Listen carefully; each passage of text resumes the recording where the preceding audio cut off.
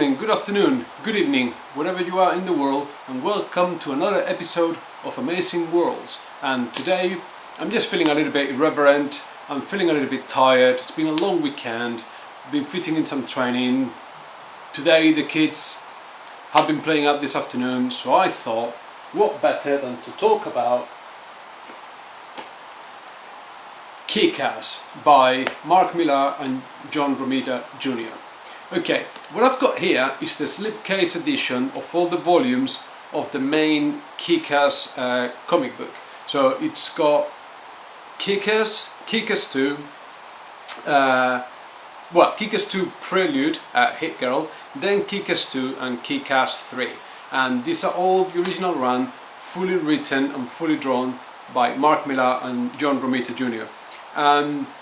And I also get to show off today a little bit because I had the absolute pleasure of meeting John Romita Jr., who at 60 something years of age looks absolutely dench. The guy looks like a nightclub bouncer, and he was kind enough to sign for me volume 1 of Kick-Ass. And not only that, absolute legend, spent hours signing for people and sketching, and he made me a sketch of Hit Girl there, absolutely fantastic.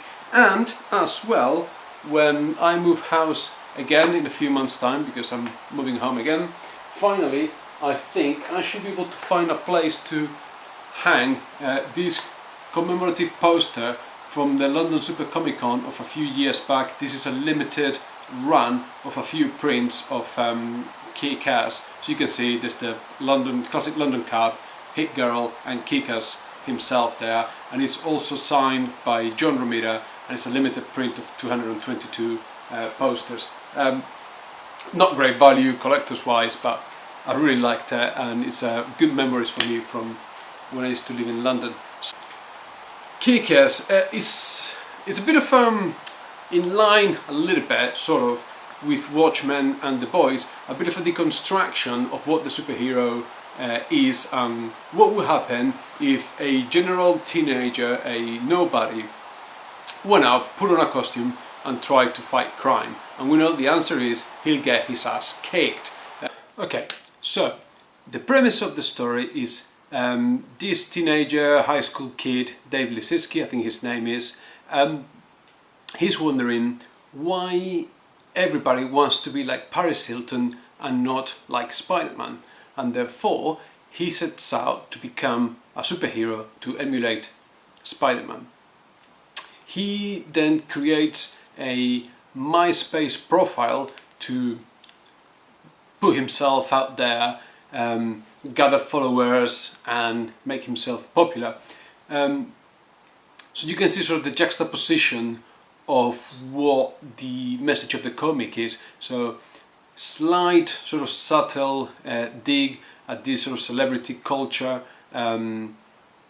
whereas at the same time, Dave is trying to avoid being what everyone else is becoming, he inadvertently is also seeking that celebrity culture. Now, the fact that in the book is mentioning MySpace sort of gives you a little bit of a flavor for how somewhat dated the books may feel, although really they're not. They're pretty timeless.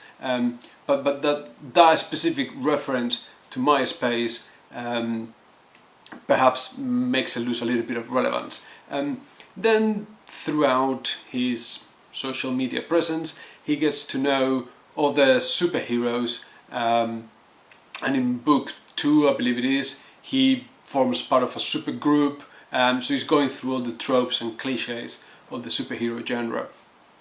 What you find as well is that no one in the books actually have superpowers, and all the supervillains is just basically people with money playing with expensive toys. So in that sense, it sort of falls halfway in between Watchmen and The Boys, although again, even though I mentioned this a couple of times, I don't want to make a strong comparison or link between these three books because they're doing very, very different things, and probably the least intellectual and the least clever, and the one that is trying to do the least about the notion of your regular person becoming a superhero is certainly Kick-Ass. The story is brilliant. It is a romp. It's funny, it's gory, profanity all round. Doesn't pull any punches. If you've watched the movies, don't worry. The comic a lot worse. You can get away with a lot more stuff in the print medium than in the movies. And I can see why this is not everybody's cup of tea. So if you're easily offended, if you find certain jokes or certain humor unpalatable, yeah, I can see where the criticism comes from some people. I'm not overly sensitive. I really enjoyed it. Had lots of fun reading the comic and how it all comes full circle from the first page in book 1 to the last page in book 4. It's just absolutely brilliant. But the real subversion of expectations comes from who is the real ass kicker there, and it's not Kick-Ass himself, but it's Hit Girl. She's the real deal. She's the one out there, mouth like a sailor, gun-toting, sword-wielding, taking on crime all by herself. Absolutely the star of the show. Probably, which is why after the original run finished, Hit Girl has got her own series drawn and written by different artists, where she's fighting crime in different parts of the world. So it's a whole series going on at the moment. The writing is funny. It is brilliant. The story very engaging. It's just, as I said, irreverent, and the artwork by John Romita Jr. That's my little one there, probably quite unhappy about whatever he's been force-fed for dinner. Again, no child harm during the film of this video. The artwork and the writing gel very well together, very consistent tone throughout. Clearly the series was well scripted and well thought out from beginning to end. You've got some recurring characters, you've got an idea there if you've seen the movies, but there's so much more in the comics that you couldn't show in the movie, because if they showed everything, the rating would be really, really strictly over 18s. So really good fun, really recommended, not for the faint-hearted. I was doing a bit of research and a bit of reading, see what people's opinions were before doing my video. Not that I actually care what other people think, because I try to keep my channel honest and I give my opinion and my take. And I was a bit surprised to see some people really giving it 1-star reviews, very negative about it, calling it ableist, I think is the word, ableist, as if, I don't know what that means. I'm guessing it means that it pokes fun at disabled people, and people might take offense at that, I suppose. I've seen some people take offense as well because it pokes fun, I think, at autistic people. I don't actually recall any particular scenes, but remind me, comment, let me know about the comic actually poking fun at disabled people or people with autism. But it wouldn't surprise me if it did, because it doesn't hold any bars. It pokes fun at everything. If you're familiar with Mark Millar's work, he is just out there to have fun, uncompromising, not caring about the subject matter. He just wants to write something to have a good time.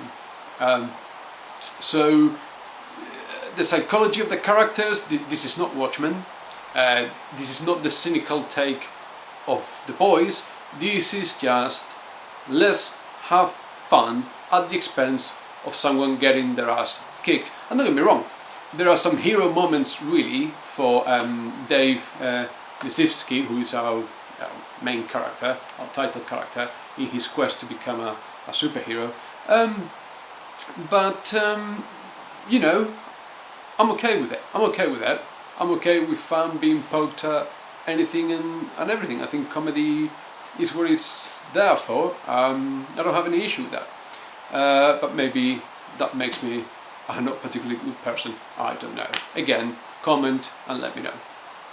And pretty much this is all I've got for today. It's been a very hectic weekend. I'm trying to do quite a few things at the moment, and actually, but I've got some cooler, longer videos hopefully planned for the future as I'm finishing a few stories and books that I've got on the go. But please like, subscribe, as always, dislike, but if you do, please let me know. Spread the word, because I'm gonna make it simple. If I get to 50 subscribers, I'm going to read and review the books that I actually don't want to read and review, and I'll do a reveal of what those are probably in the next coming weeks. So until then, please take care, enjoy, have fun, and I'll see you soon. Bye.